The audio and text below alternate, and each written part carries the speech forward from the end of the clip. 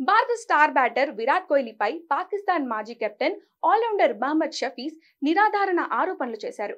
2023 one day ప్రపంచ కప్లో భాగంగా దక్షిణాఫ్రికాతో జరిగిన మ్యాచ్లో విరాట్ సెంచరీ కోసమే ఆడాడని పాక్ మాజీ కెప్టెన్ సంచలన వ్యాఖ్యలు చేశాడు. వ్యక్తిగత మైలురాయిల కోసం జట్టు ప్రయోజనాలను తాకట్టు పెట్టాడని, ఉద్దేశపూర్వకంగానే పెద్ద షాట్లు ఆడలేదని షఫీజ్ ఆరోపించాడు.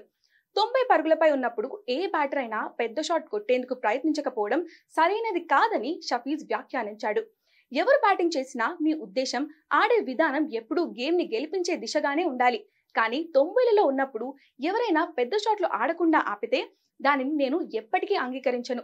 95 నుండి 100 మార్కును చేరుకోవడానికి ఎవరైనా 3 లేదా 4 బంతుల్లో కొట్టడం గురించి ఆలోచించడం లేదు. 10 నుండి 15 బంతులు వృధా చేస్తున్నారు. దక్షిణాఫ్రికాతో జరిగిన మ్యాచ్ లో విరాట్ అలానే ఆడాడు. 100 పరుగులకు చేరుకోవడానికి చాలా బంతులు తీసుకున్నాడు.